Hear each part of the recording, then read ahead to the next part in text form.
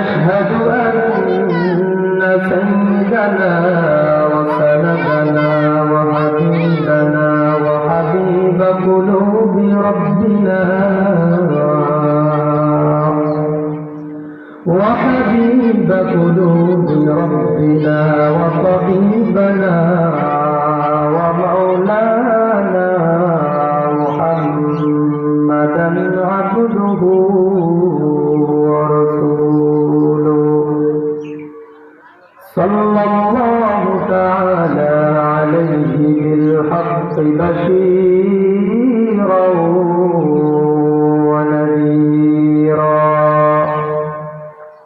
وداعيا إلى الله بإذنه وسراجا وقمرا منيرا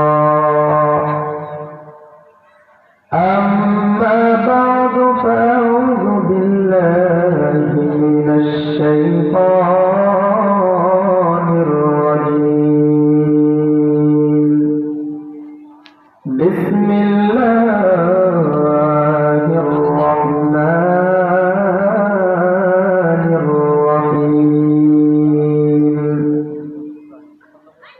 استغفروا ربكم إنه كان غفارا وقال الله تعالى في كلامه المجيد والعصر إن الإنسان لفي خسر أو كما قال النبي عليه الصلاة والسلام صدق الله مولانا العظيم وصدق رسوله النبي الكريم ونحن على ذلك من الشاهدين والشاكرين والذاكرين والحمد لله رب العالمين رب اشرح لي صدري ويسر لي أمري واحلل عقدة من لساني يفقه قولي سبحانك لا علم لنا إلا ما علمتنا إنك أنت العليم الحكيم اللهم صل على روح محمد في الأرواح وعلى جسد محمد في الأجساد وعلى قلب محمد في القلوب وعلى قبر محمد في القبور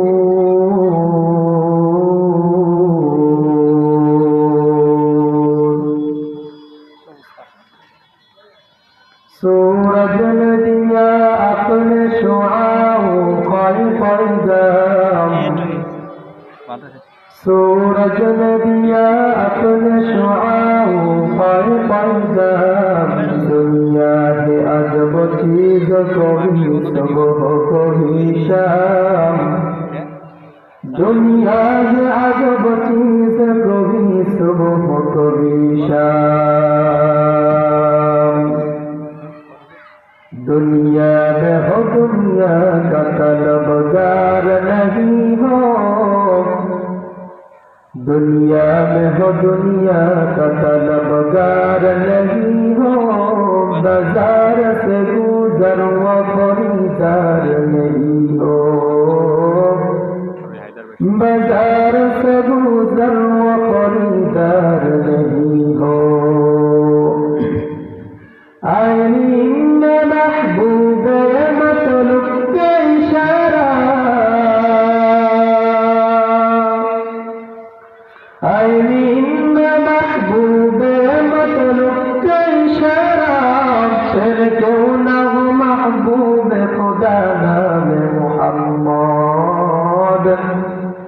फिर क्यों न हो महबूब खुदा नाम मुहम्मद।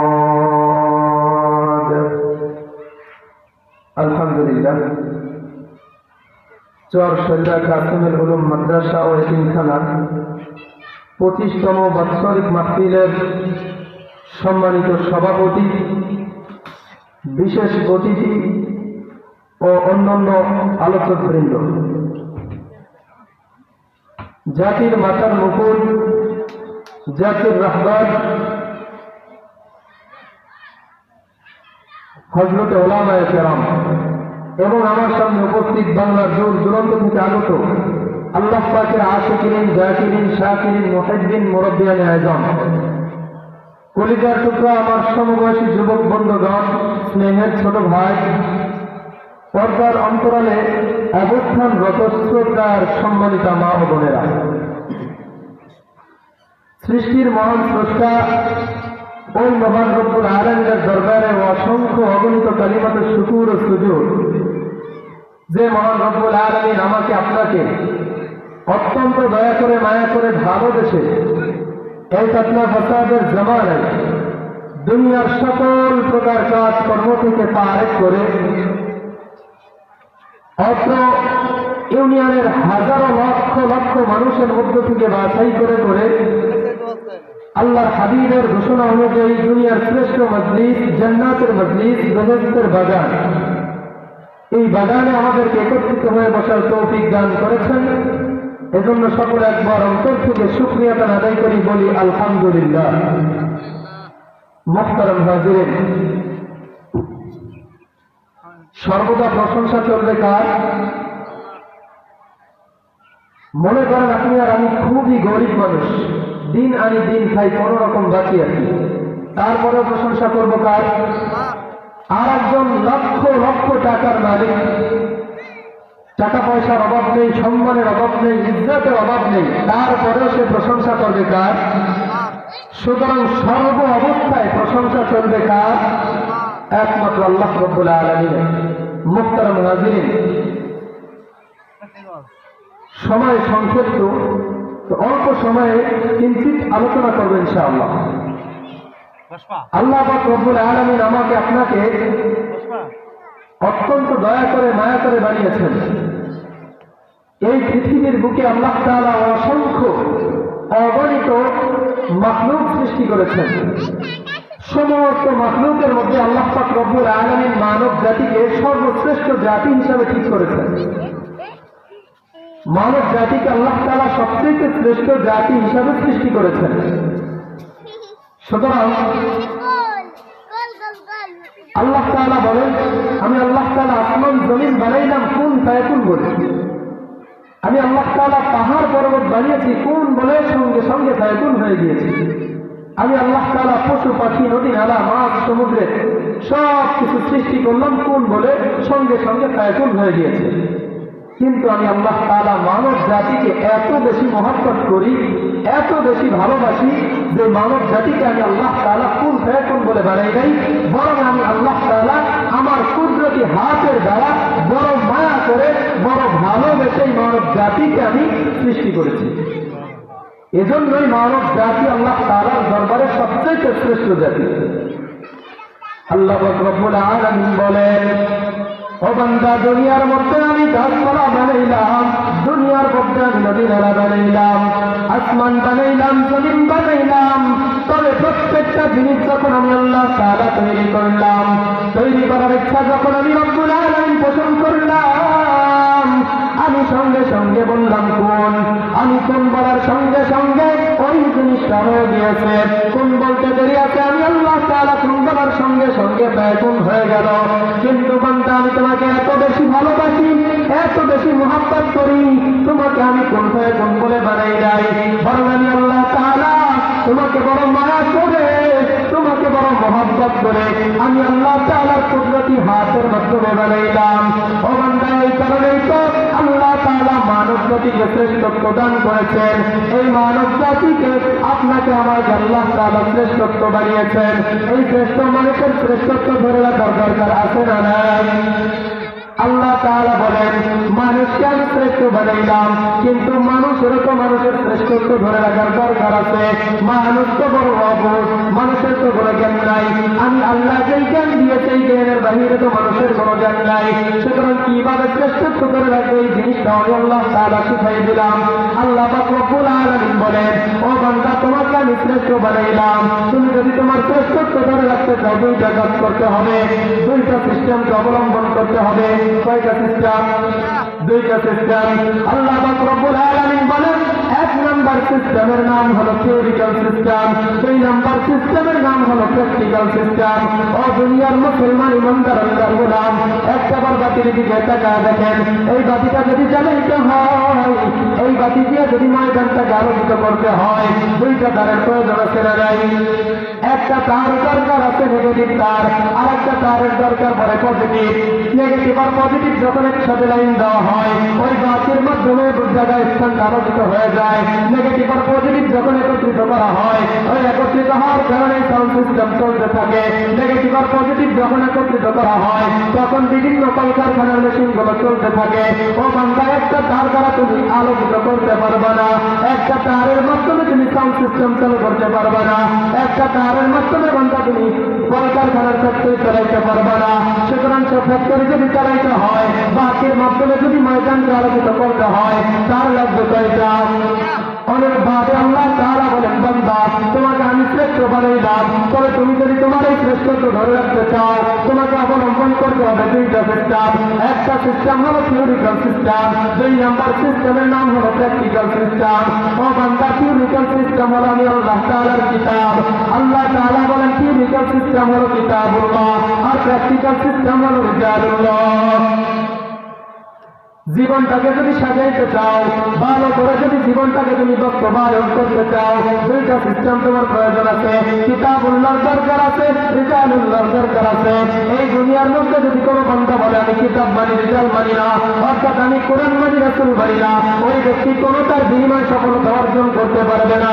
অনুরূপভাবে কেউ যদি বলে আমি ব্যক্তি মানি, কোরআন মানি না, কিতাব মানি না, রিজালুল্লাহ মানি, কিতাবুল্লাহ মানি না, কোশ্চিন কালে ওই ব্যক্তি সফলতা হইতে পারবে না, বরং ওই ব্যক্তি ধ্বংসের মুখে। ঠিক না ঠিক না?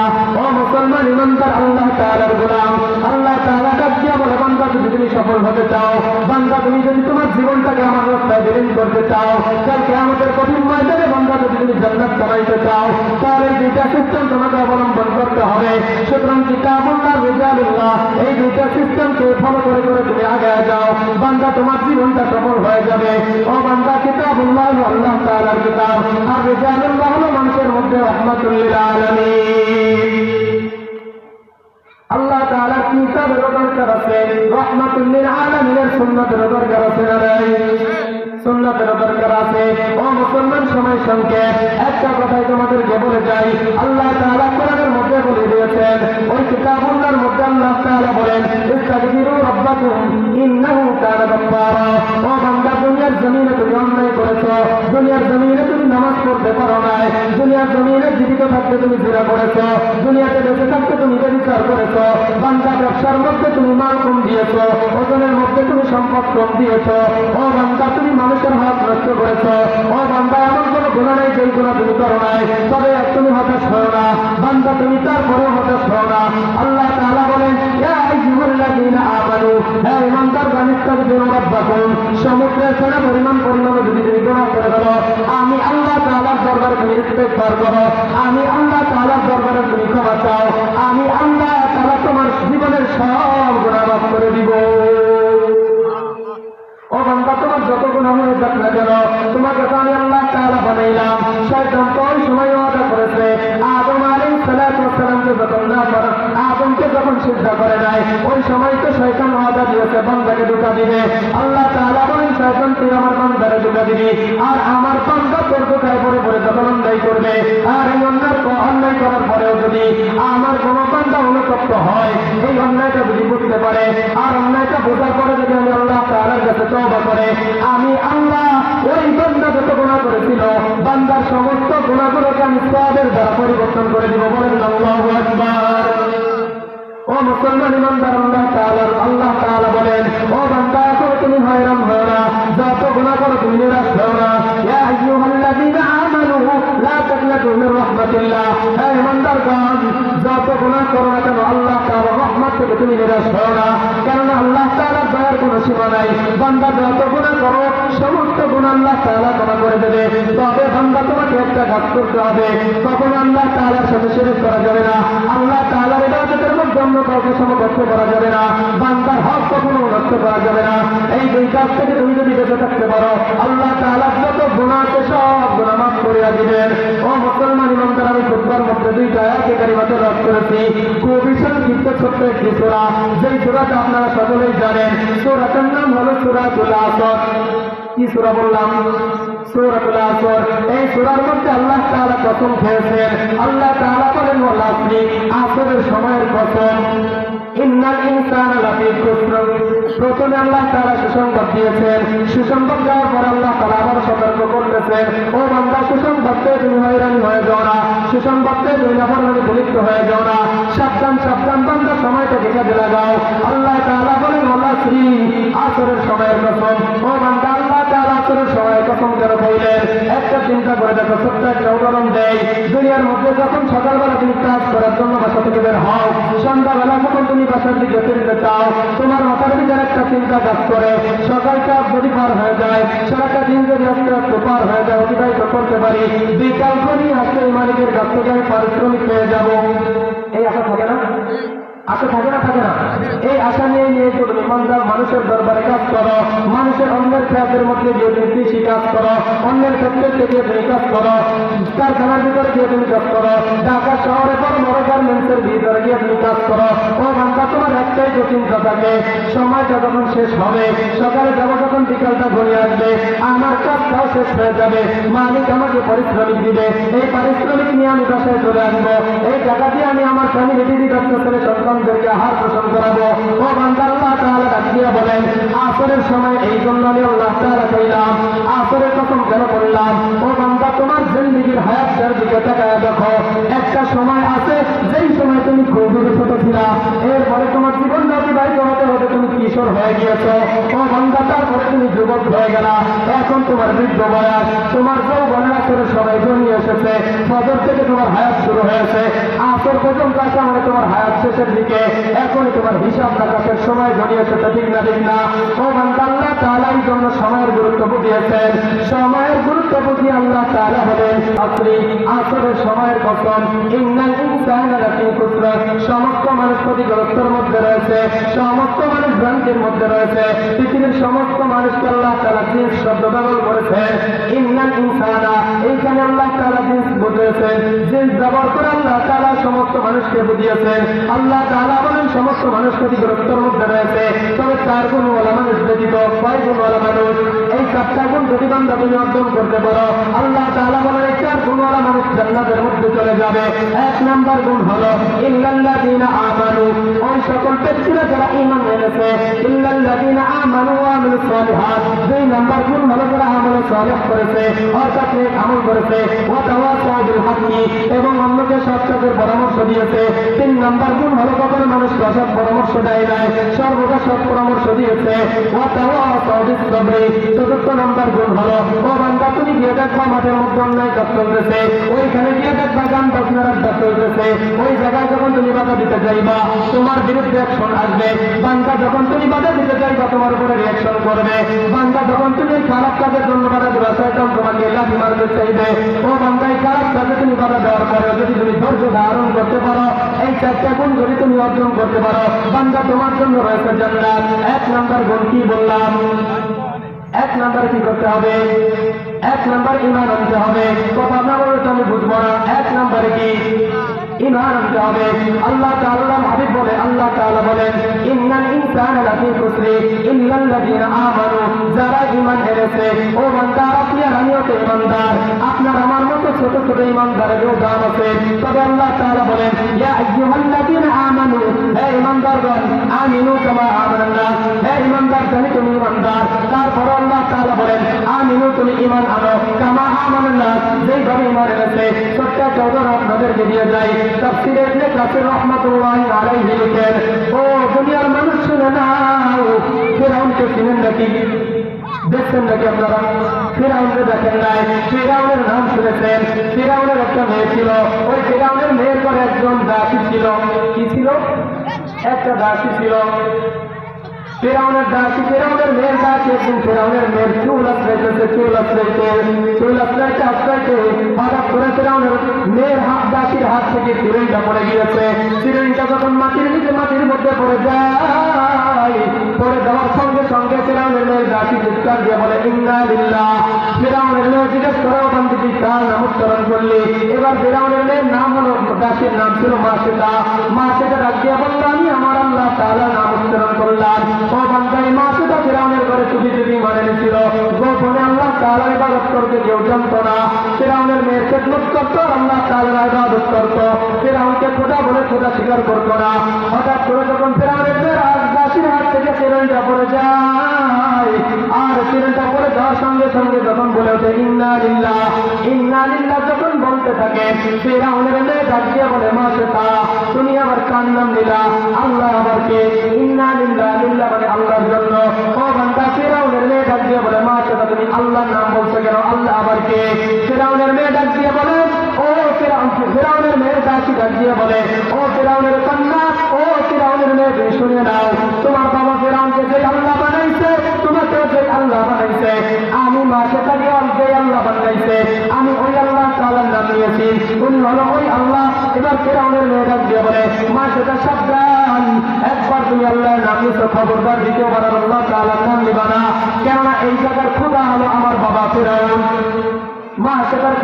মাসেদা ডাক দিয়ে বলে না না না, ইমানদারের ইমানের উপর যখন আঘাত আসে, ইমানদারের ইমানের স্ত্রীটারও বাড়ে না কমে, ইমানদারের স্ত্রীটারও বেড়ে যায়। এবার মাসেদা চিন্তা করে এতদিন গোপন রেখেছিলাম, ধরা যেহেতু পড়ে গেলাম, আর গোপন করার কোনো প্রয়োজন নাই, সুতরাং আমি আর গোপন করবো না। আল্লাহ তাআলার প্রতি আমি ঈমান আনলাম, আল্লাহ তাআলার প্রতি আমি বিশ্বাস করলাম, আল্লাহ তাআলার প্রতি যেহেতু আমি আমার নিজেকে সপোর্ট করে দিয়ে দিলাম, সুতরাং বাতিলের মোকাবেলা করতে আমার আর কোনো ভয় নাই। এই প্রাণ যদি চলে যায় কোনো সমস্যা নাই, আমার প্রাণ চলে যেতে বাকি আছে, আমি জান্নাতের মধ্যে পৌঁছে যেতে দেরি নাই। এবার ফিরাউনের মেয়ের খাদেমা আর মাসেদা ডাক দিয়ে বলে কন্যা গো, শুনে নাও, যতই তুমি আমাকে বাধা প্রদান করো, কোশ্চিন কালেও আমি তোমার বাবাকে খোদা বলে মানি নাই, কোশ্চিন কালেও যদি আমি আমার জীবনটাও যদি চলে যায়, তারপরে আমি তোমার বাবা ফিরাউনকে আমি খোদা বলে মান্য করবো না। এবার ফিরাউনের মেয়ে দৌড় দিয়ে চলে গিয়েছে ফিরাউনের কাছে দিয়ে বলে বাবা, যে খাদেমাকে তুমি আমার জন্য নিযুক্ত করেছ, আমার চুল আঁচড়ানোর সময় তার চিরুনিটা পড়ে যায়, আর চিরুনিটা পড়ার সঙ্গে সঙ্গে সে বলে ইন্না লিল্লাহ, সুতরাং সে তোমাকে খোদা বলে মানে না, সে আল্লাহকে খোদা বলে স্বীকার করে। ফিরাউন শুনে বলে তাকে আমার খানকার মধ্যে নিয়ে আসো। ফিরাউন তার অন্য সৈনিকদের মাধ্যমে মাসেদাকে তার দরবারে নিয়ে হাজির করলো। তার দরবারে যখন হাজির করে জিজ্ঞাসা করে, ও মাসেদা, এখনো সময় আছে, তুমি আল্লাহ তাআলার প্রতি ঈমানকে ছেড়ে দাও, আল্লাহ তাআলার প্রতি ঈমান আনায়নকে তুমি বাদ দিয়ে দাও, আল্লাহ তাআলার প্রতি ঈমান আনায়নকে তুমি ত্যাগ করে দাও, আমি ফিরাউনকে তুমি বিশ্বাস করো, আমি ফিরাউনের প্রতি তুমি ঈমান আনায়ন করো। মাসেদা রাজ্যে বলে আমার জীবন যদি চলে যায়, আমি আমার জীবনের বিনিময় হলেও তোর মতো ফিরাউনের প্রতি আমি কখনো ঈমান আনবো না, কেননা আমি যে আল্লাহর প্রতি ঈমান এনেছি, ওই আল্লাহ আমাকে জীবন দান করেছেন, আমি যে আল্লাহর প্রতি ঈমান এনেছি, ওই আল্লাহ তাআলা বিদ্যান আমার জীবন নিয়ে যেতে পারেন, কোন সমস্যা নেই, তারপরেও আমি হাসি মুখে আল্লাহর রাস্তায় জীবন দিয়ে দিব। ও বেঈমান ফিরাউন, তোর মতো বাতিলের কাছে আমি আর মাথা নত করবো না। এবার ফিরাউন তার জল্লাদকে ডাক দিয়ে বলে, ওই মাসেদার ছোট ছোট দুইটা শিশু ছিল, একটা হলো বুকের মধ্যে ছোট্ট শিশু, আর একটা ছিল 9-10 বছরের বালিকা। দুইটা শিশুকে সামনে আনার পরে মাসেদাকে জিজ্ঞাসা করে, ফিরাউন ডাক দিয়ে বলে মাসেদা, তুমি কি আমার প্রতি ঈমান আনবা না তোমার দুই কন্যাকে হারাইবা? এবার মাসেদা চিন্তার মধ্যে পড়ে গিয়েছে, ঈমান আনবে নাকি সন্তানকে বাঁচাইবে। চিন্তার মধ্যে যখন পড়ে গেল, আল্লাহর কাছে ডাক দিয়ে বলে, দয়ার মালিক, এমন একটা পরিবেশের মধ্যে, এমন একটা সিচুয়েশনের মধ্যে তুমি আমাকে ফেলাইয়া দিলা, ও আল্লাহ, এই মুহূর্তে তো আমার ঈমান রাখা বড় কঠিন হয়ে গেল, ও আল্লাহ মেহরবানি করে তুমি আমাকে ধৈর্যটা বাড়ায় দাও, আমার ঈমানটাকে মজবুত করার মতো ক্ষমতা তুমি আল্লাহ আমাকে দিয়ে দাও। মা সেটা আল্লাহ তাআলার কাছে ডাক দিয়ে দোয়া করতেছে, চোখের পানি ফলাইতেছে। ফিরআউন চোখের পানি দিয়ে চিন্তা করে মা সেটা মনে হয় একটু নরম হয়েছে, আমার প্রতি ঈমান আনবে। এবার জিজ্ঞাসা করে মা সেটা তুমি কি ঈমান আনবা আমার প্রতি? মা সেটা ডাক দিয়ে বলে না না, আমার একটা সন্তান নয়, দুইটা সন্তান নয়, আমার যদি আরো বেশি সন্তান থাকতো ওই সন্তান আমি তোর রাস্তায় দিয়ে দিতাম, তারপরে তোর কাছে আমি মা সেটা কখনোই ঈমান বিক্রি করতাম না। মুসলমান ইমানদার, এত বড় বেঈমান ফিরআউন, এত বড় নিষ্ঠুর ফিরআউন মা সেটার বড় শিশুটাকে নিয়ে উত্তপ্ত গরম তেলের মধ্যে জল্লাদকে বলল ছেড়ে দিতে। জল্লাদ যখন উত্তপ্ত গরম তেলের মধ্যে মা সেটার সন্তানকে ছেড়ে দেয়, তেলের মধ্যে ছেড়ে দিতে বেরিয়ে আসে মা সেটার শরীরের মধ্যে থেকে মাংসগুলো ছিটকে পড়ে যায়, হাড্ডিগুলো একত্রিত হয়ে যায়, একটা কঙ্কাল ছাড়া আর কিছুই থাকে না। এরপরে মা সেটাকে জিজ্ঞাসা করে মা সেটা তুমি কি ঈমান ছাড়বা নাকি নিজের সন্তানকে বাঁচাইবা? ও মুসলমান, একটা আবার চিন্তা করে দেখেন, একটা সন্তান মায়ের বুক থেকে যখন কেড়ে নিয়ে যায়, কোন মায়ের বুক থেকে যখন কোন দুধের সন্তানকে কেড়ে নিয়ে যাওয়া হয় এবং কেড়ে নিয়ে শুধু থামা হয় নাই, কেড়ে নিয়ে শুধু ফেলতে হয় না, যখন তার সামনে হত্যা করা হয়, ও মুসলমান চিন্তা করেন, আপনার সামনে যদি আপনার সন্তানকে এইভাবে হত্যা করা হয়, আপনি আর আমি কি আপনার আমার ঈমান ঠিক রাখতে পারবো নাকি পারবো না? ও মুসলমান, এর নাম হলো ঈমান। ঈমান শুধু আনলেই হবে না, এর নাম হলো ঈমান। এরকম ভাবে ঈমান আনতে হবে। আল্লাহ তাআলা বলেন, ইয়া আইয়ুহাল্লাযীনা আমানু, হে ঈমানদারগণ, আমিনু কামা আমানান নাস, ঈমান আনয়ন করে যেইভাবে লোকেরা ঈমান আনয়ন করেছে। ও মুসলমান ঈমানদার, সময় খুবই সংক্ষেপ, ঘটনাটা সংক্ষেপে শেষ করতে চাই। মা তার দ্বিতীয় সন্তানকে বুকের মধ্যে থেকে থাপ্পড় দিয়ে নিয়ে গেল। দ্বিতীয় সন্তানকে নিয়েও মা তার ওই সামনেই গরম উত্তপ্ত তেলের মধ্যে ছেড়ে দেয়। দুধের সন্তানকে যখন গরম তেলের মধ্যে ছেড়ে দেয়, মা সেটা চোখের পানি ছেড়ে বলে, মালিক তুই আমাকে ধৈর্য বাড়া দাও, আমার সন্তানকে আমার থেকে কেড়ে নিয়েছে, কোনো মাথা আফসোস নাই, তবে আল্লাহ তা আমার কাছে একটা চাওয়া, তোমার কাছে আমার একটাই দাবি, কালকে আমাদের ময়দানে জান্নাতের মধ্যে যেন আমি আমার সন্তানের সাথে সাক্ষাৎ করি। বলেন আল্লাহু আকবার। ও মুসলমান ইমানদার, এরপরে মা সেটাকে জিজ্ঞাসা করে, ও মা সেটা তোমার দুইটা সন্তানকে জবাই করলাম, তোমার দুইটা সন্তানকে দুনিয়ার জমিন থেকে দূর করে দিলাম, এবার তুমি তোমার কথা চিন্তা করো, এই গরম তেলের মধ্যে আমি তোমাকেও দিয়ে দেবো, এখন সময় আছে ঈমান ছাড়বা নাকি আমি ফিরআউনের প্রতি ঈমান আনবা নাকি? বলো। মা সেটা বলে, না না, আমি মা সেটা যদি একবার নয় দুইবার নয়, আল্লাহ যদি আমাকে 1000 বার দান দিত, 1000 বার যদি আমি মা সেটাকে আল্লাহ তাআলা দুনিয়ার মধ্যে প্রেরণ করে, তোর মতো ফিরআউনের কাছে আমি একবার দুইবার নয় 1000 বার তোর রাস্তায় আমি আমার জান দিয়ে দিব, তারপরে আমি তোর কাছে নিজের ঈমানটা বিক্রি করবো না। ও মুসলমান ইমানদার, মা সেটাকেও গরম তেলের মধ্যে ছেড়ে দিল, মা সেটাও দুনিয়ার জমিন থেকে চিরবিদায় নিয়ে চলে গেল। আল্লাহ তাআলা বলেন, ও ফেরেশতা যাও যাও, আমার ওই বান্দির কাছে গিয়ে তুমি একটা সুসংবাদ জানায় দাও, এই গরম তেলের মধ্যে পড়ে তুমি মৃত্যুবরণ করতে দেরি আছে, তোমার সরাসরি জান্নাতের মধ্যে যেতে দেরি নাই। ও মুসলমান ইমানদার, 1 নম্বর হলো ঈমান আনয়ন করতে হবে। কেমন ঈমান আনবেন? এই রকমের ঈমান হতে হবে, আপনি আমি ইমানদার, আপনার আমার সামনে আল্লাহর নবীকে নিয়ে কটূক্তি করা হয়, আপনার আমার সামনে কোরআনকে নিয়ে অবমাননা করা হয়, আপনার আমার সামনে ইসলামকে নিয়ে ষড়যন্ত্র করা হয়। ও মুসলমান ইমানদার, তারপরে আমি আর আপনি চুপ কেন? আপনার আমার ঈমানের যদি পাওয়ার থাকে, আপনার আমার ভিতরে যদি ঈমানের উত্তপ্ততা থাকে, তাহলে আপনার আমার সামনে কোরআনকে নিয়ে কথা বলার সাহস নাস্তিকেরা পায়নি পাবে। সুতরাং নাস্তিকদেরকে কথা বলতে দেওয়ার সুযোগ দেওয়া যাবে না, কেননা এই জমিন আল্লাহর, এই জবান আল্লাহ দিয়েছে। নাস্তিকের বিরুদ্ধে, বেঈমানের বিরুদ্ধে, ইসলামের ষড়যন্ত্র যেই করবে, এই সমস্ত দালালের বিরুদ্ধে কথা বলবো নির্দ্বিধায়, বলেন না ইনশাআল্লাহ। ও মুসলমান ইমানদার, 2 নম্বর গুণ হলো ইন্নাল্লাযীনা আমানু ওয়া আমিলুস সালিহাত। 2 নম্বর হলো আমল সালেহ করতে হবে।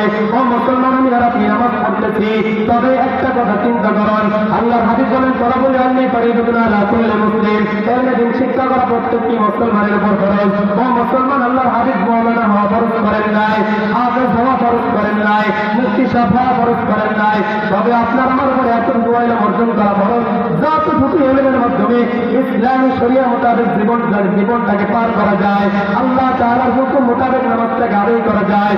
ও মুসলমান, এই পরিমাণ যদি জ্ঞান আপনার আমার না থাকে, আমলগুলোকে সালেহ করতে পারবো না। করবো কিন্তু আমল সালেহ হবে না। 3 নাম্বার গুণ হলো অন্যায়ের বিরুদ্ধে হক কথা বলতে হবে। ও মুসলমান, অন্য ময়দানে গিয়ে দেখবেন গানের আড্ডা চলে, ওই গানের আড্ডায় গিয়ে আপনাকে বাধা প্রদান করতে হবে। ও মুসলমান, হাত দিয়ে যদি বাধা দিতে না পারো, জবান দিয়ে যদি বাধা প্রদান করো, জবান দিয়ে যদি বাধা প্রদান করতে না পারো, অন্তত পক্ষে অন্তর দিয়ে দিল দিয়ে তাকে তুমি ঘৃণা করতে থাকো। ও মুসলমান, সবাই খুব সংক্ষেপ। 4 নম্বর গুণ হলো বিপদের মধ্যে ধৈর্য ধারণ করতে হবে। হঠাৎ করে দেখবেন আপনার জমির মধ্যে ফসল ছিল, ফসলগুলো নষ্ট হয়ে গিয়েছে, দেখবেন আপনার আপরে একটা সন্তান আল্লাহ তাআলা নিয়ে গিয়েছেন। এই রকমের এর থেকেও কঠিন কঠিন মুসিবত আসবে, যেই মুসিবতের মধ্যে বান্দা আপনাকে ধৈর্য ধরতে হবে। এই 4 গুণ যদি আমি আর আপনি অর্জন করতে পারি, আল্লাহ তাআলা বলেন এই 4টা গুণ অর্জন করা বেন্দা আমার যে বান্দাই 4 গুণ অর্জন করবে, আমার ওই বান্দাকে আমি দিনে হিসাবে জান্নাত দিয়ে দিব। ও মুসলমান, 4টা গুণ অর্জন করতে পারবো তো সবাই? এই 4টা গুণ অর্জন করতে পারবো তো সবাই? ও মুসলমান, আরেকটা আমলের কথা বলেছিলাম, ইস্তেগফার। বেশি বেশি করে ইস্তেগফার করার দরকার আছে না নাই? কেন আপনার আমার গুনার তো কোনো শেষ নাই। আল্লাহ তাআলা বলেন ইস্তাগফিরু রাব্বাকুম ইন্নাহু কানা গাফফারা। ও বান্দা, তুমি তোমার রবের কাছে ইস্তেগফার করো, যত গুনাহ করো না যেন বান্দা রবের কাছে ক্ষমা চাও। আল্লাহ তাআলা রহমান, আল্লাহ তাআলা গফফার, আল্লাহ তাআলা হলেন দয়ালু। ওই আল্লাহ তাআলা যত গুনাহ করো না কেন সমস্ত গুনাহ আল্লাহ তাআলা ক্ষমা করে দিবেন। শুধু সমস্ত গুনাহ ক্ষমা করেই কিন্তু থাকবেন না, বরং তোমার পূর্বে যত গুনাহ ছিল ওই গুনাহগুলোকেও আল্লাহ তাআলা সওয়াব দ্বারা পরিবর্তন করে দিবেন। বলেন না সুবহানাল্লাহ। মুহতারাম হাজিরিন, যেই কথাগুলো বললাম, আল্লাহ তাআলা সর্বপ্রথম আমাকে এবং আপনাদেরকে এর উপর আমল করার তৌফিক দান করুন। সকলে বলি আমিন। ওয়া আখিরু দাওয়ানা আলহামদুলিল্লাহি রাব্বিল আলামিন।